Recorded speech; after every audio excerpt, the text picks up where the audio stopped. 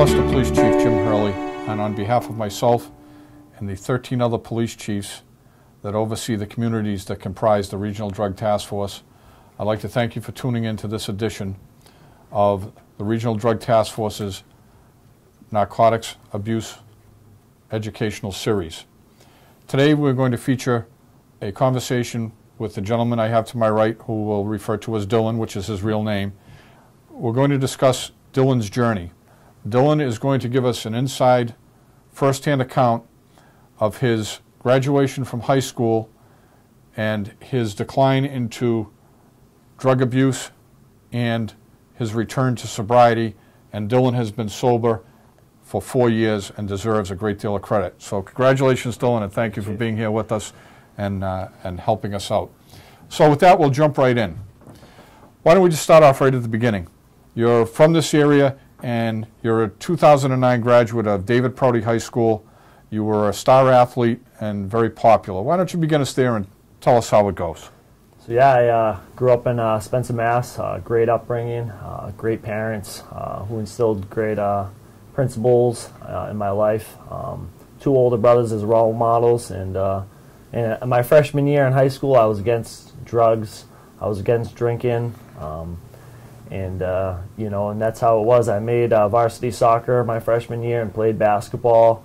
And you know, I fit in, you know, right away. And I remember getting introduced to my first, you know, high school party. And I finally felt like, wow, this is it. I arrived. And you know, and I remember walking to that party and getting introduced to alcohol. And that's, for me, is like where it all started, was a red Solo cup, you know.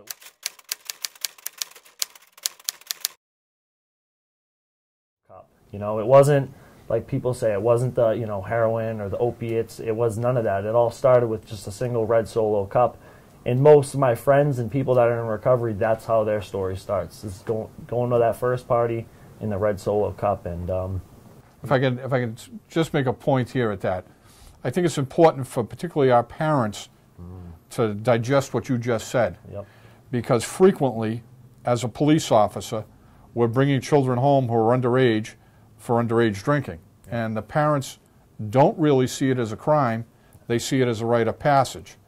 And in your particular case, I think the parents need to understand that it was a gateway to a lengthy journey into alcohol and drug abuse. That's correct. And I always say it anytime I speak with anyone, parents or kids, and that's where it all starts.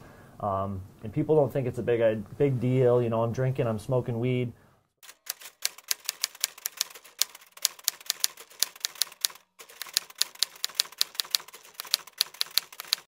Weed, especially now with the legalization. I'm not going to get in it, but you know, people think that like it's not a biggie. And I always say, like, once you're in the game, I like to say, once you start getting drunk, messed up, smoking pot, getting high, it's like playing basketball. You know, when you play a certain sport, what do you meet? You meet other team players. You meet other, you know, you play against other players. Introduce the different people from other towns that play this sport. And that same thing with getting messed up and smoking pot. It's like once you're in that kind of atmosphere and that lifestyle, you get introduced to, you know, different substances, different things, and that's where it started for me. You know, I just started drinking and smoking. And next thing you know, I was hanging out at a party and someone offered me a line of cocaine. And then I loved that. And then, you know, from there it went to Percocet. Someone, you know, introduced me to Percocet just from partying in that lifestyle. And so I think what we need to, you really hit the nail on the head. The marijuana law is here. It's my job to enforce it. If it's decriminalized, it's legalized, that's the way it is.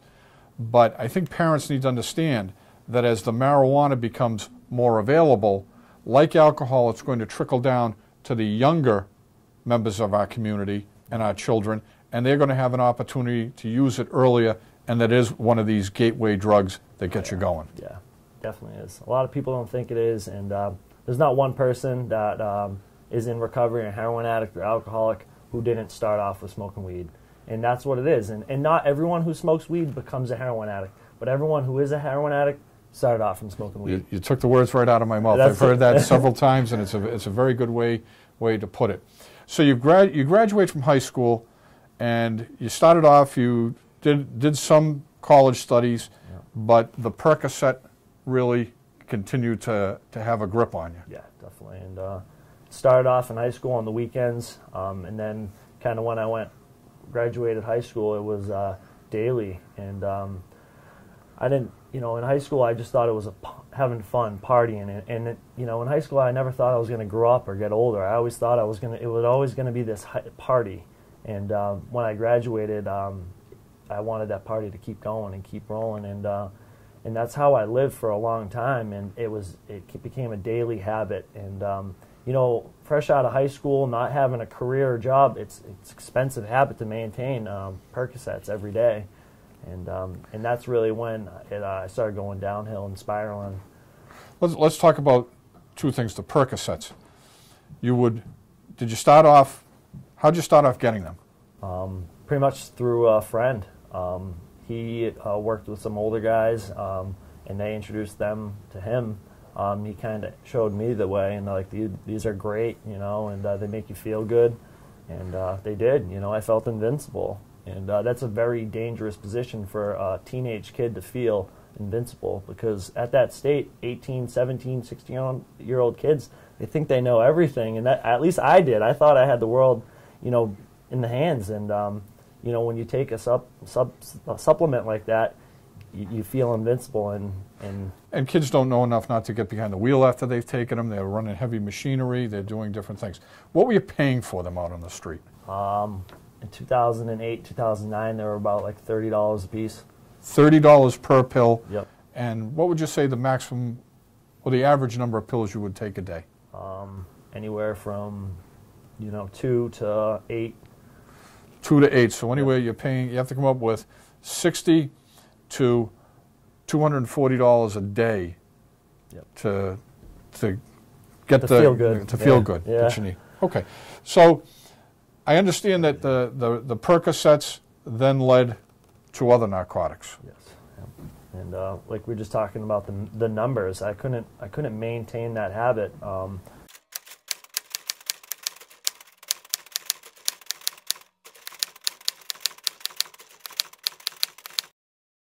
And that's where it started. I started stealing from my family, my loved ones, friends, just to afford the Percocets. And I was, I'd go to rehab a couple times, and people would say, you got to try heroin. It's so much cheaper. And I would always say, I'm not going to ever do that. And that's what ended up happening. I couldn't afford the Percocet habit, so I ended up going down the path of heroin. Okay, so you steal from your family. I would presume, and as a police officer, we see this quite frequently. It's stealing money, jewelry, Yeah. other items of value, Yeah. and then converting them. Would you sell them on the street? Would you trade them to the drug dealer? You go into the pawn shop? It would either be the pawn shop, drug dealer, whatever I could do to get my drug. And get pennies on the dollar for what you're selling. Yeah, it was ridiculous. They would just take advantage of it pretty much, because they knew, obviously when a person comes in and they get a nice wedding ring, and I'm skinny, you can clearly tell I'm strung out on drugs. They knew what they were dealing with. So, yeah. So we make this transition from the Percocet to the heroin. Now there are a couple of types of heroin out there. There's regular white powder heroin that we see in this area, and there's black tar heroin that comes up out of the Southwest. I would presume that you were using the white powdered heroin? Yep. Okay. Why don't you take us through your addiction to that? So, at the time my parents kicked me out of their house because they didn't want to enable me anymore. So I was kind of couch surfing, living in my car, and a family friend took me in, and their oldest brother introduced it to me. He knew that I was addicted to Percocets, and he was like, "Hey, if you're gonna do heroin, get it from me. I can get it cheaper. I've been doing it for a long time, and it's safer. It's safe." And that's kind of how he made it seem like it's okay. I've been doing it for so long, and it's cheaper. You're going to save money.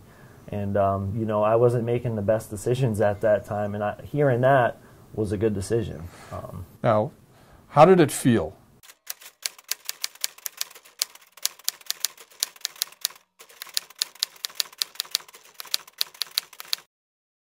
looking, and I'm sure that looking back now, it's difficult, but what did you feel like when your parents came to you and they said, "Son, it's time to go.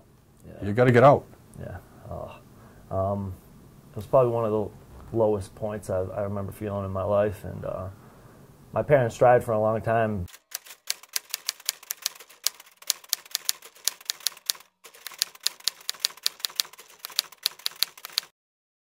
Get me straight and get me back on the right path, and they knew they couldn't do it for me, and it was the best thing for them because you know, people say, oh, like when I was an addict and alcoholic, I used to say I'm only hurting myself, and I didn't realize like the damage I was doing to my family, and you know, living with me for so long, like that causes, you know, problems in their lives, and you know, I remember my mom couldn't sleep, like she would stay up all night worrying about me, and you know, at that point, I knew like it was the best decision they made for themselves, but I wasn't happy. I was pretty sad, and I felt like I was just you know, a nuisance. You know.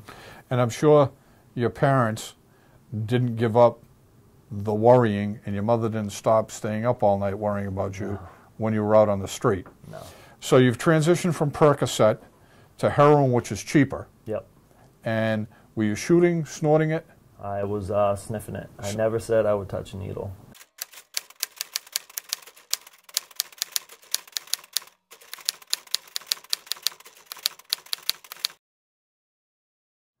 I ended up touching a needle, but I sniffed it for about a year, and it ended up affecting my lungs. I couldn't sleep. I'd wake up in the middle of the night because it suppresses your lungs. So I'd wake up, I couldn't breathe, and I said that I had asthma, and that's what I told my girlfriend at the time. Oh, it's just asthma, I have asthma. And in the middle of the night, I would just take an oxygen machine and breathe into it just so I could breathe. And I was actually like I was going into an overdose, and but that's what I would do just to, you know, continue. And then you said you eventually started using a needle? Yes, I did. And, after about a year? Yeah. And let's just explain, and you can correct me if I'm wrong, because as the chief, I'm not out on the street as much as I used to be. But when we say that somebody's using a needle to inject heroin, you take the heroin, generally they'll cook it up in a spoon, which means you put the heroin in the spoon, you mix it with water, you heat it up until it boils, then they traditionally drop a piece of cotton or a cigarette filter into it, put the needle in to the cotton, it acts as a filter, and they pull the heroin into the needle, get all the oxygen out, and then boom, it's in the vein. Yes. That takes a lot of nerve. I don't think I could do that. Even for legitimate medication, I don't know if I have enough nerve to put a needle in my own arm. Yeah, and it's horrible. Yep. I never thought, my whole life I was afraid of needles, I remember, and I always would say, even though I was getting high and doing Percocets and sniffing heroin, I'll never touch a needle. I'll never do it. And going back to like who you hang out with, and that's what happened. I was hanging out with everyone I was getting high with. They were using the needle, and you know, they told me, you're gonna save money. You know, you don't have to sniff as much if you shoot it, and that's what ended up happening, because I couldn't afford sniffing as much as I was sniffing.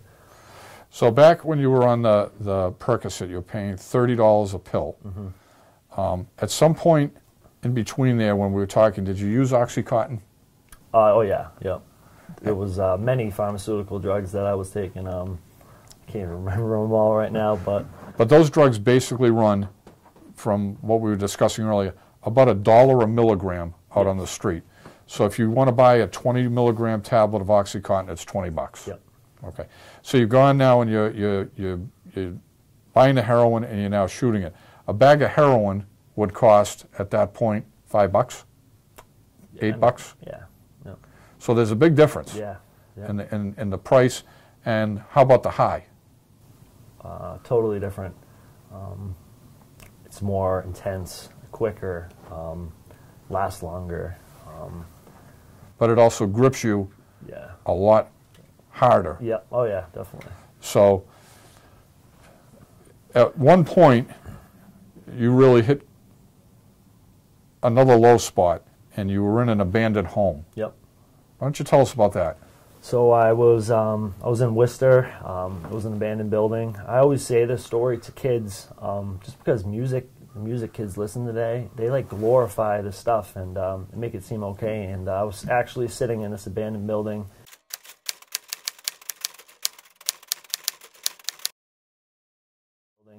And, you know, to the left of me, there was a homeless person, and to the right of me, there was a homeless person, and we were all getting high.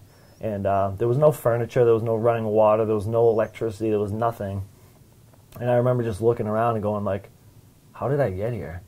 How did this all-star athlete, captain my soccer team my senior year, I got best dressed, like most popular, I was always dating a pretty girl, like how did I get to this point in my life? And I'll always remember that. And that was one of the first times I realized like what I was doing with my life and where I was going. I was much younger than them all. They were much older than me, and at that point, I was kind of disgusted with myself. And throughout that journey, when you get to this point in your life, do you still have your car? Do you still have money in your pocket? No. I maintained a car. It wasn't a nice car. It was, you know, it needed a lot of work. I never had over a half a gas tank. You know, I didn't have a bank account. I was in the red with, you know, banks and creditors. Owed a lot of money to friends, people that let me borrow money. So I did not. I wasn't a flaming success, you know. And at some point, this financial constriction leads to some thefts. Yes. And that leads to some time in the House of Correction. That's correct. Can you tell us a little bit about that?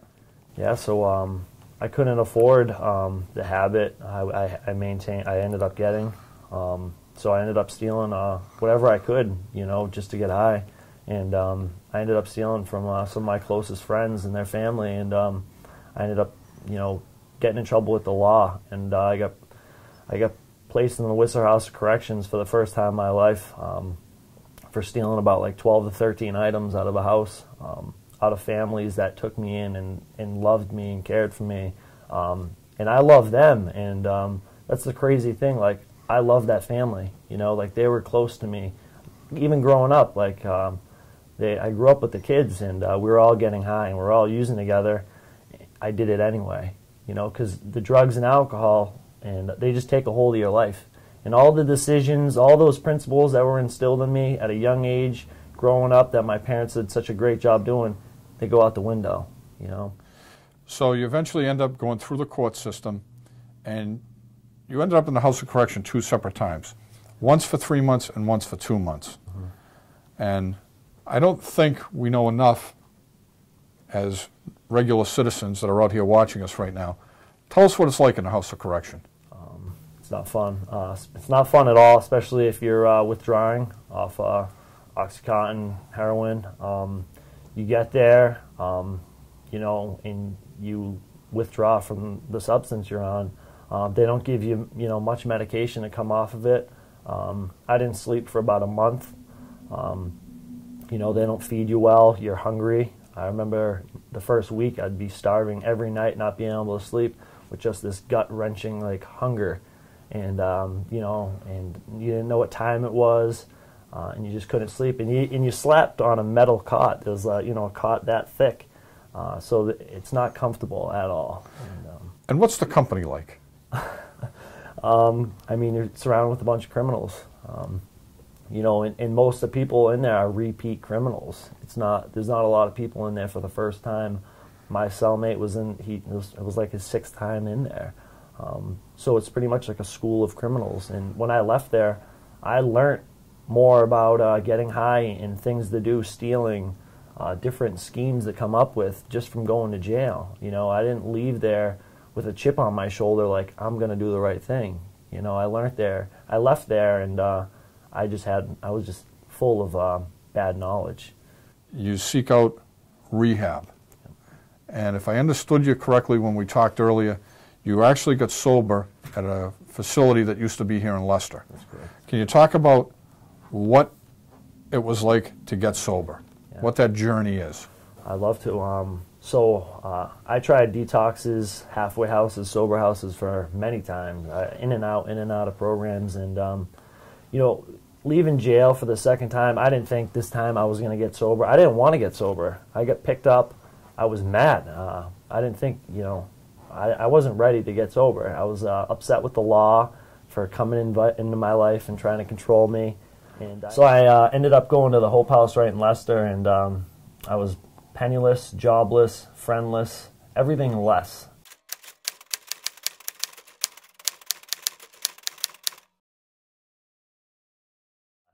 And, you know, everything less. I always say that because, like, that's what happened when I was in high school. I started settling for less. Just by picking up that red Solo cup, I started settling for less. And there I was in that halfway house, you know, everything was gone. I went there with a trash bag of, you know, stuff that I had in my possession. And at this point, I had no car. I had no, you know, money in the bank. I had nothing. And so I went there. I was full of fear. And I didn't think I'd be able to stay sober. And how is a 22-year-old kid going to stay sober? And, you know, I'm so grateful I went there, and I ended up, you know, getting the help I needed. So there is a great conclusion to this story. Yeah. You come out of the Hope House sober for 4 years. Yeah. Why don't you tell us a little something about what your life is like since you left the Hope House and became sober? Because there were quite a few accomplishments in there. Yeah, so I was on probation for 5 years. I had roughly around like $14,000 I owed in restitution to a family. And that's not including all the other banks I owed money to, family, friends, other people I owed money to, lawyers that I owed money to. I ended up leaving there. I ended up getting off of probation in 3 years. I was supposed to be on it for 5 years. I ended up paying off all of that restitution. I can say today that I'm debt-free, which is amazing. I ended up getting married last year to a woman who stayed by me throughout everything, and we've been dating for about 7 years now. And so it's great to actually to be on the other side now and be the husband, be the son, be the brother, be the uncle that I always wanted to be, but I could never be because drugs and alcohol had a grasp on me. And have a job, you're getting up and working every single day. Yep. Matter of fact, we had to schedule this later in the afternoon so that we could get you after you get out of work, and I think that's a great value to show that you're out there, you're working, the job is important, and then you come right from work and you go on to really share your story with other people and hopefully help them out that they're listening to you.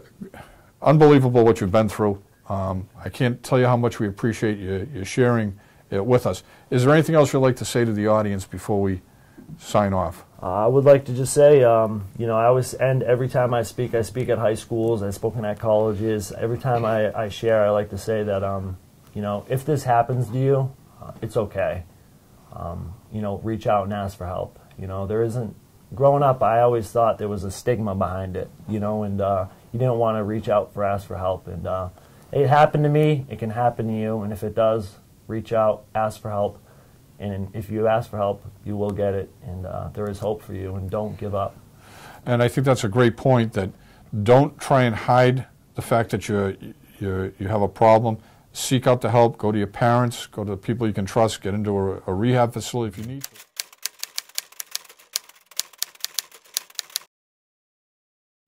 you need to. But also for the families that are out there that are struggling because they have a loved one and a family member who's addicted, they also have to reach out. And there's a number of groups out there that support the families. There's Learn to Cope. There's a group that meets here in Leicester. It's called Talk, Tears, and Tea. Reach out to one of those groups and get some help also. Thank you for being here. This is, I think this is a tremendous message to get out to our community. And I think it's also important for parents to hear this message. I've been in law enforcement for over 34 years. And when I came on this job, I used to say, we need to make sure that our kids are not confronted with the opportunity to use illegal drugs. And unfortunately, throughout that 34 years, my message has had a change. It's now we have to prepare them to say no when they're offered the illegal drugs, because it is going to happen to them. Yeah. And just like you said, so parents, please talk to your children about that.